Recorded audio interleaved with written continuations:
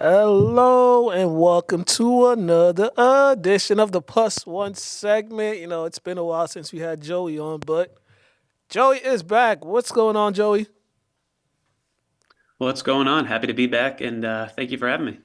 Oh yeah, man, no problem, man. Thanks for coming on as always. So, we got a lot to unwind, but winter, the fall season has ended and winter is begun. So, first off, we're just gonna recap what went down to close out the football season. We had some good games. You know, we had some good. I should say we had some great performances by individuals. First, we're gonna start with the season finale Wednesday night between Kip Academy and Lynn Tech. Both of these teams, they fell in the postseason. Kip lost to Neshoba, and Tech, I believe, they lost to Bourne. Both teams have had really good seasons, but in this one, it was Kip set the tone early on the very first play of the game. He throw a 52 or 54 yard touchdown pass. That kind of set the tone in this one.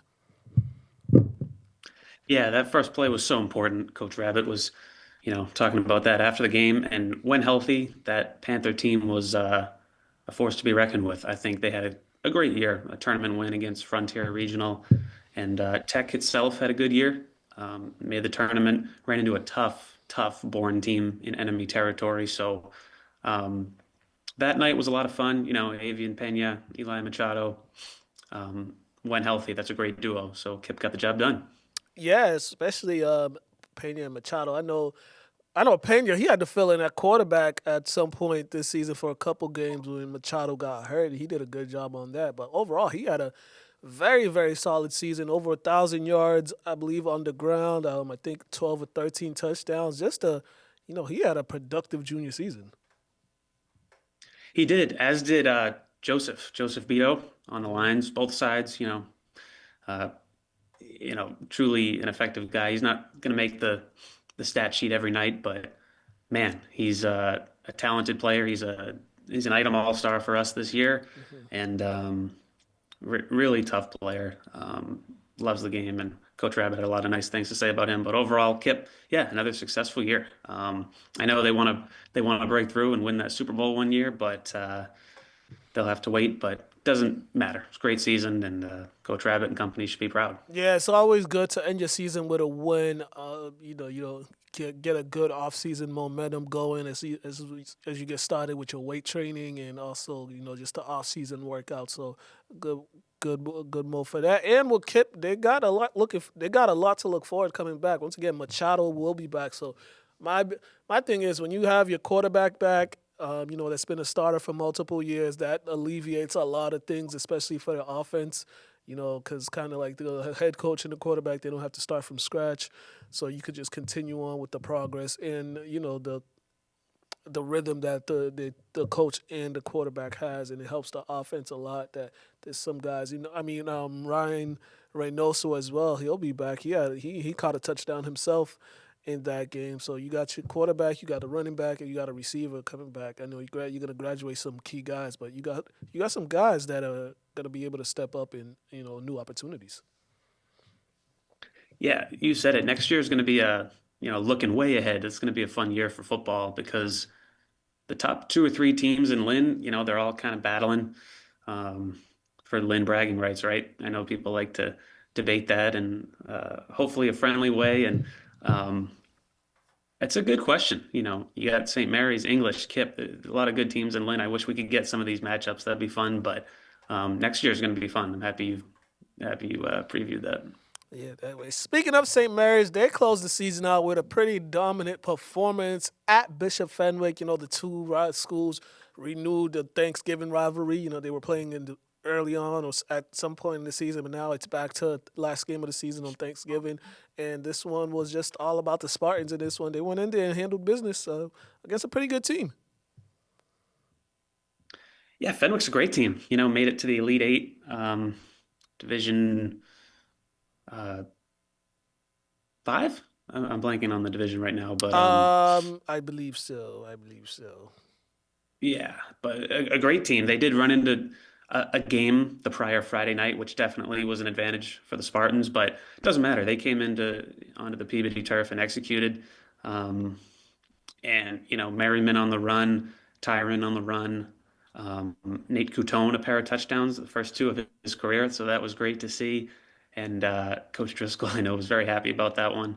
And they took care of business. I thought that game was going to be a little closer, but St. Mary's had it rolling, and especially in enemy territory, that was impressive. Yeah, yeah. I think that's another team. I think they they didn't end the season the way they wanted to, going up there to Shawsheen and losing to Shawsheen in that Sweet 16 matchup. Or but can't take away from what they did all season. And this was like a different year for St. Mary's too, because usually, like you look at the stats, it was like a diverse guys doing stuff. You know, Merriman who had like 900 yards on the ground, Tyron Hunt he had like 800 yards on the ground, Michael Sherman who was big offense and defense. You know, he's got like he had like 400 or 500 yards receiving, but then on defense he had like a good like 4 or 5 interceptions or something like that. So it was kind of like a diverse contribution this season. Yeah, St. Mary's. I mean, what a versatile offense and defense, but especially the offense could really hit you from anywhere. So, like we've talked about, they had that middle of the year slump against, Bishop Fien and Gloucester and all that. But Mhm. overall, it was up, then a little bit down, then back up again. And although they had that tournament loss, it was good to escape against Fenwick. That had to feel good for them.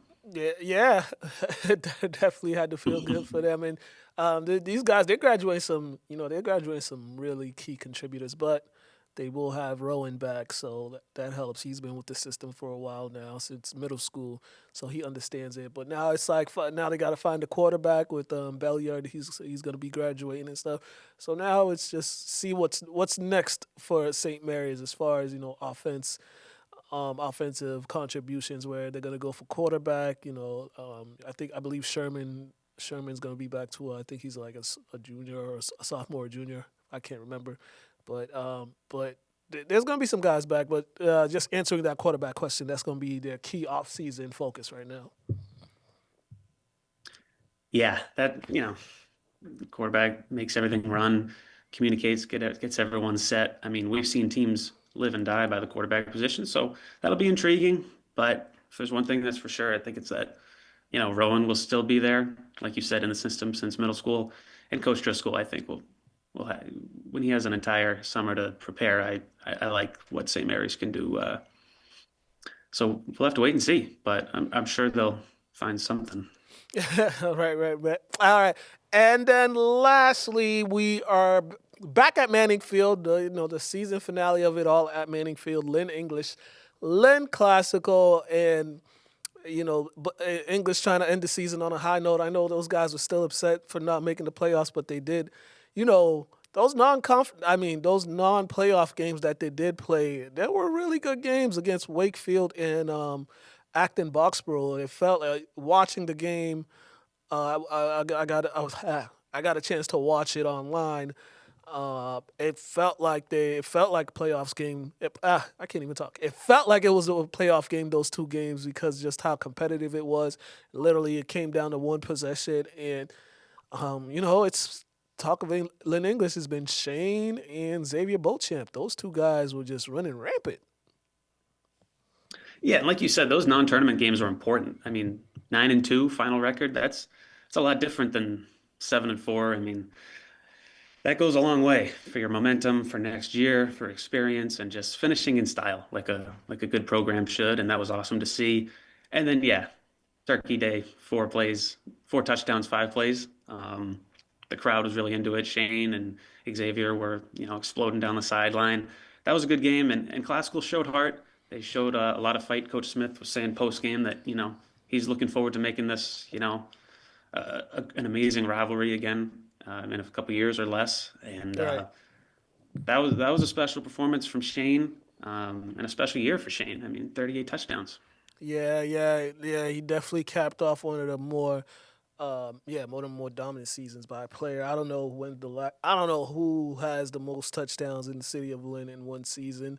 I can't remember the last time somebody had 30 or more touchdowns in a single season. I gotta really look back and ask some people. But yeah, the way he played this year, and after the first two games, he said it. He just had to settle down and just play his game and not just do what he's asked for. Because in talking to him, he put a lot on himself, like saying in the first two games, especially in that Swampscott game, he was trying to do too much at the quarterback position. And then he said once he settled in and just, started understanding the position a lot better, and it worked. It worked. They ran a lot, but in the moments they needed him to use his arm, he made the plays, especially when he got the receiver, McDonald, the other senior. They connected on a 77-yard touchdown pass. But those freshmen that he had, Makai Kirk, Cassius Che, I'm forgetting somebody else, but Killen as well. Those freshmen he had at the wideout position, they all made some key plays down the stretch. Not only on offense but defense as well. A lot of young players made plays in that game for English, not only on Thanksgiving but all year, Yeah, which makes me excited for the coming years as well, like you said. And Shane, he's a great example of a student athlete too. I mean, obviously, we he makes headlines on the field, but he's a good student. He's a good kid. I enjoy talking to him. Um, very, very happy to see his success this year, and just him and Coach McDonald hugging it out after the game. I'm sorry, was great to see. They've gone through a lot together, and Coach McDonald has said he's with his players 300 days a year. So they've definitely formed bonds, and you know they're appreciative. Coach wanted to win it for Shane, and Shane vice versa. It was great to see, and classical, like we said, fought hard, and they had two touchdowns, and they yeah, were even in the second half, by the way. So, yeah. um, I you know think that was a good day of football. I was happy to be there. I think for classical, when they look back at it, they had they had three opportunities in the red zone to get some points. Their first one they got stopped. They threw the interception. I think their second one they got stopped on. They got the turnover on downs, and I think another time it was turnover on downs again. So you look at it, they had opportunities. Even after English went up 7-0, 14-0, they had opportunities to get in there and try to get some points to make it a game. So I think that's just due. For classical. There was a lot of guys in new roles too, so they had a lot of transition. But I can't. I give all those guys a lot of credit at classical because of they didn't get a coach until we were like in June until they got a coach. So I mean, for all those players that stick around, they could have easily just said I'm not playing football, but they stuck around, and they had their high moments during the season. Had a like a 3-game winning streak. They had another chance to win on the road at Somerville. And there was some leadership shown by a lot of those guys on that team, and also to Coach Smith's credit for always having his team ready. Yeah, a three-game winning streak was their high point of the season. And on Thanksgiving, yeah, Johnny McKay had a good game. I thought Mark Walsh, that was his first time playing quarterback that game. And he showed a lot of heart. He had the Right. first quarter interception, but he showed a lot of heart. He was fighting for all those extra yards. So yeah, like Coach Smith his head was held high after the game. He was very happy with his program in year one, and I think he's looking to build. I'm excited. Yeah, yeah, definitely. All right, we're gonna transition. Also the fall item All Stars will be announced this week. The ceremony is this Thursday at 6 p.m. Correct? Thursday, 6 p.m. at Lynn Museum. It's about half hour, so the more Yeah. the merrier. Everyone's welcome, and Yeah, yeah. I'll I'm be really there looking for a little forward bit. to I'll it. be there for a little bit. Basketball starts that day, but I'll get you out of there before then. Get you out of there. all right. Speaking of the basketball season, man, the jamboree for the boys kicked off over this past Friday at Lynn English. A lot of excitement for the teams in the city of Lynn. The girls' jamboree will be taking place this Saturday at Lynn Classical. I think the first game starts around 12 p.m. or 1 p.m. So go check out the girls. But there's a lot of excitement on both sides for in the city for basketball teams. I know, and when we start on the girls' side, we got to talk about St. Mary's, the defending champions. This is a transitioning team. With the transfer of Bella, who's now at Tilton School up in New Hampshire. But there's a lot of returnees from last year's team: Jillian Roberts, Charlie Green, Jeanette. They got there's a lot of players that were on that championship team You know, CC Emmanuel. And they only graduated I think two players, which was uh,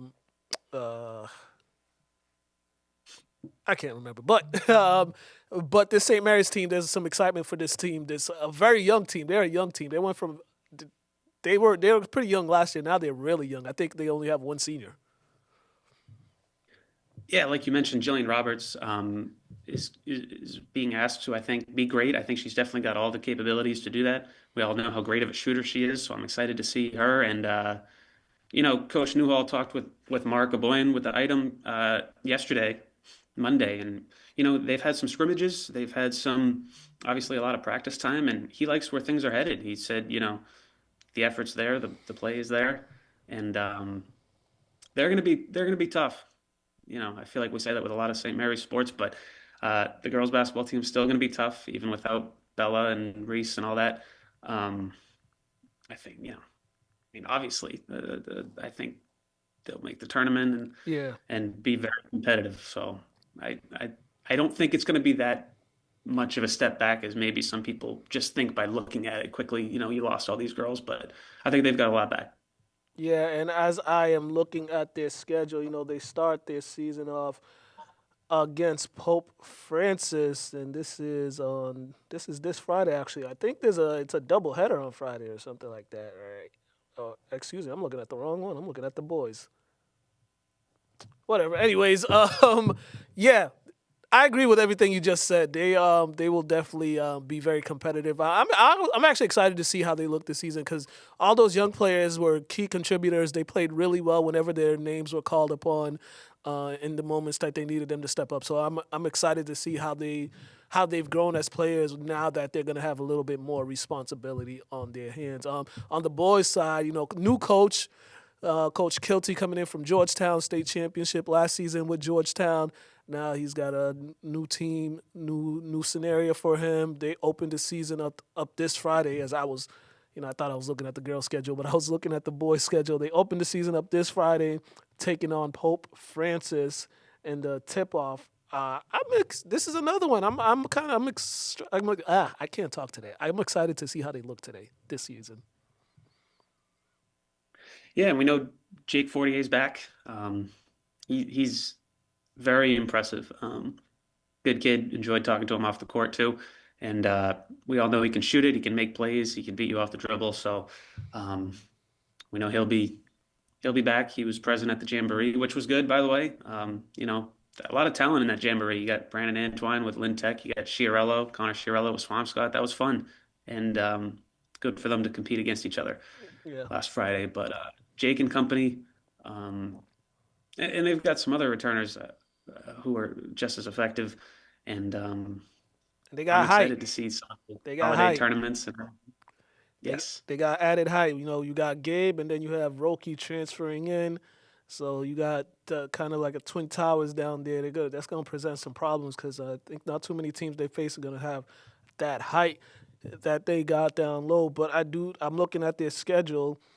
Really, really good schedule. I mean, the first four games. They got Pope Francis, then they're going to St. John's Prep, then they got Bishop Feehan, and then they're traveling to Springfield Central on December 23rd before the Bovarini Christmas tournament. Other teams on this schedule I'm looking at is Masco, Salem, Wareham, Zavarian. A lot of good teams on here, and they're going to be playing in the Hoop Hall Classic in Springfield, Mass, on January 17th, where they take on St. Francis Prep on the 17th, and they take on New Londonderry or a team from Connecticut or a team from Rhode Island. So really, they really loaded up on the schedule, especially with the out of state teams that they got this year. yeah. Listening to all those teams you said, there's a lot of winnable games, and there's also some games in which they might not be favored, which I think is a good thing. It's a good chance for Coach Kelty and company to establish themselves, kind of a new tone, new identity, and let's see what they can do. It starts Friday. I'm excited for those holiday tournaments, those Lynn ones, and I'm very excited. A lot of talent across the Lynn basketball courts this winter, Yeah, on the speaking boys and of girls side. right, right, right. Speaking of coaches and new places, another one, Lynn. As you see, I have my Lynn English hoodie on over here.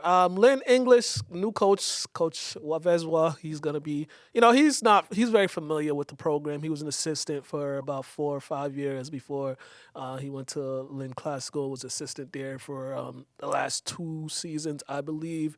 But he has a young group. He has a really young group that he's expecting by the time we get to the midway through January, he expects this team to be, what he thinks they'll be, and that's a very competitive team. They might have some growing pains early on, but I think this team got talent though. They have some talent.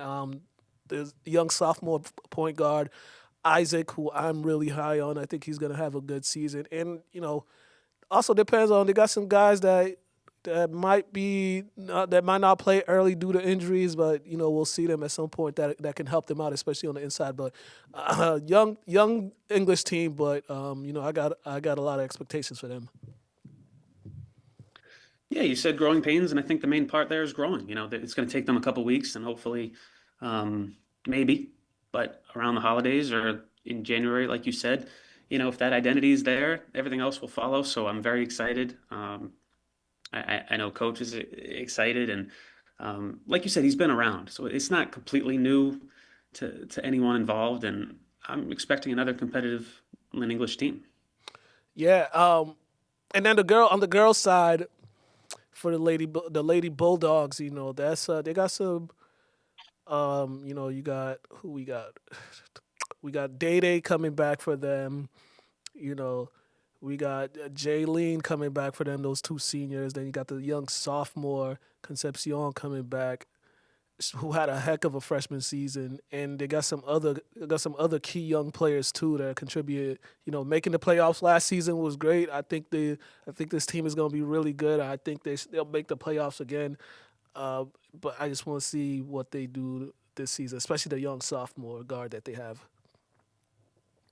Yeah, and I think under Coach, Cindy Brennan, I think last year they won a lot of those 50-50 games that Yeah. maybe weren't being won before. And now it's, they're going to try to go even further and make some noise and establish themselves, you know, in the conference and beyond. And I think they've got the weapons to do that. And I'm not trying to go too ahead, but I'm excited to see the English classical matchup again and a couple other ones with the Lady Bulldogs. So Yeah. definitely excited for English girls too.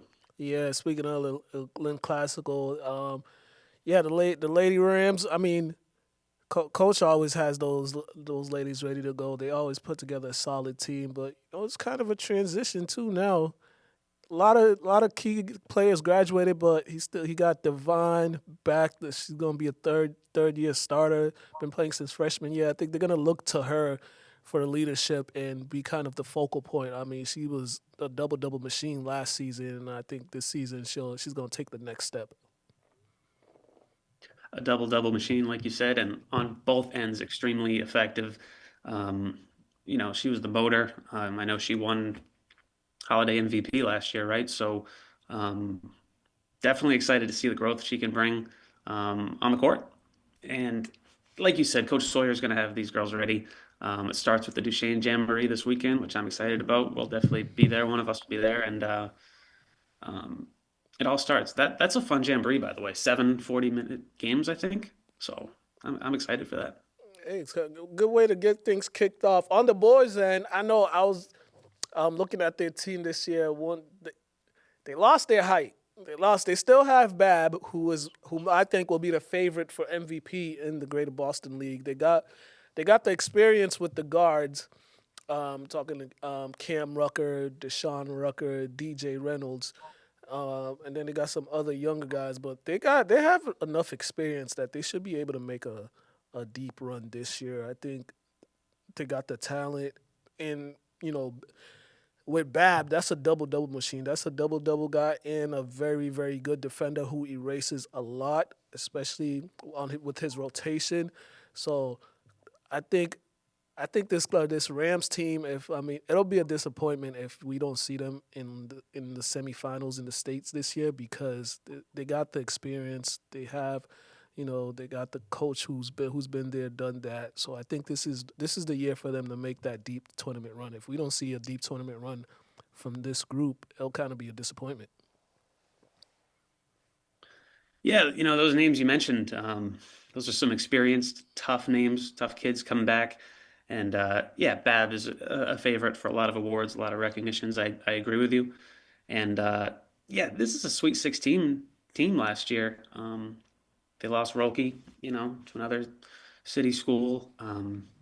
But overall, anyone who talks to Coach Avery knows, defense, hustle, playing that Lynn Classical with that Lynn Classical passion. So, yeah, like you said, it's time to make some steps and see what they can do. I think everyone on that team is excited to try and do that.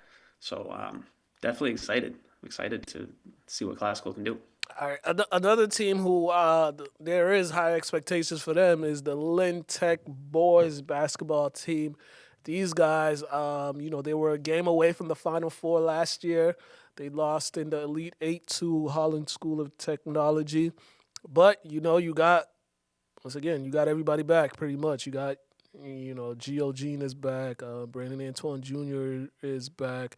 You got Travis Sanchez Jr. He's back. You got Andy Batista. He's back too. So all those guys that've been there since freshman year, playing big time. Well, minus Travis, who transferred in his sophomore year, but those other guys, they've been there. The only thing that that might hinder them is the size. They're kind of small in the front court, but you have enough guard experience, and those guys understand the system. And Coach Bingham has this expectation for these guys. I mean, he told them this is their last chance to try to bring the state title to Tulane Tech. So I think these guys will be ready for the challenge ahead. Yeah, and whenever you talk to Corey, whenever you go into that gym, that hallway, they really want to bring that back to the city of Lynn, and this is the year, this is the roster to try and do it, and you know, like you said, Bautista, Gio, that's a tough backcourt right there, and Sanchez, very effective. Yeah, it seems like they kind of meet their match later in the tournament, the last couple of years. But now it's, can you become that team that teams are worried about playing coming to Lynn? I think so. And I'm expecting another deep tournament run. I agree Yeah, with you. yeah, I agree with you. I think they'll have a good, solid season. I know last year they kind of got off to a slow start, but there was some things that just like adjustment wise going on because they were transitioning from having those two bigs and they're going much smaller lineup. But I think this year they'll have a fast start. I believe they start their season off at Shawsheen Tech on Tuesday. I think I'll be at that game. But yeah, this is definitely going to be. There's going to be a lot of hype around this Lynn Tech team, and I can understand why. But a lot of hype everywhere in the city, man. There's going to be a fun basketball season. Oh yeah, I can't wait. Um, Not only is it warm, unlike some hockey rinks that I'll be at. Um, Love covering hockey. Someone's gonna take that out of context, but very excited for Lynn basketball. There's so much talent, so much competition. They get to kind of meet in a couple weeks, which will really let us assess that talent. And I'd say the majority of the boys and girls teams will make their respective state tournaments. So it's a great basketball city, and no, very fortunate to be around it to cover it. Yeah, definitely. All right. Once again, the fall item sports all stars will be having the ceremony this Thursday at the Lynn Museum, 6 p.m. If you ain't got nothing to do, make sure to go check that out. They're gonna give y'all cookies too. They got free cookies. I think Yep. y'all serving Yep. just Coffee. cookies. No, we'll have coffee and some desserts and waters and all that. Every kid's going to get a custom plaque. Coaches of the Year will give speeches. We're giving out the annual Buzzy Barton Award, which we're excited about. And I think it's going to be a fun night. And, it's not too much of a commitment, a little over half an hour.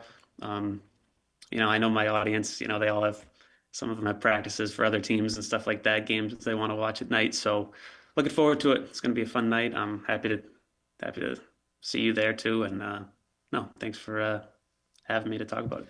Yes, sir. Oh yeah. Lastly, before we get out of here, I definitely have to. There was some boxing over the weekend. I just need your thoughts on that. Was it Lamont Roach fought?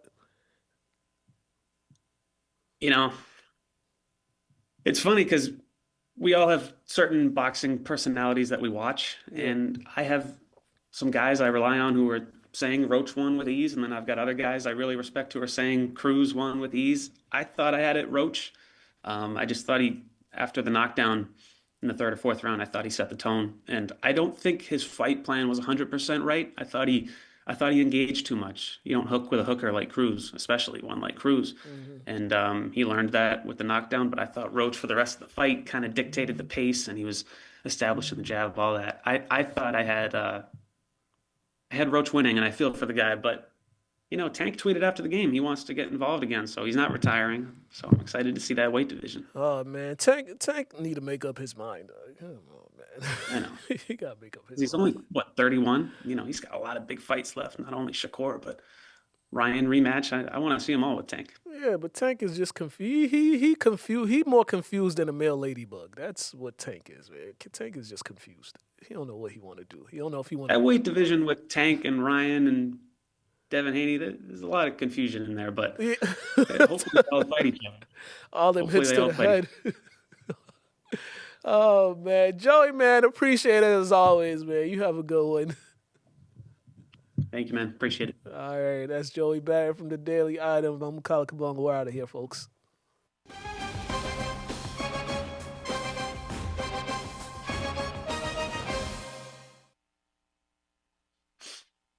All right, guys. Thank you. Yep.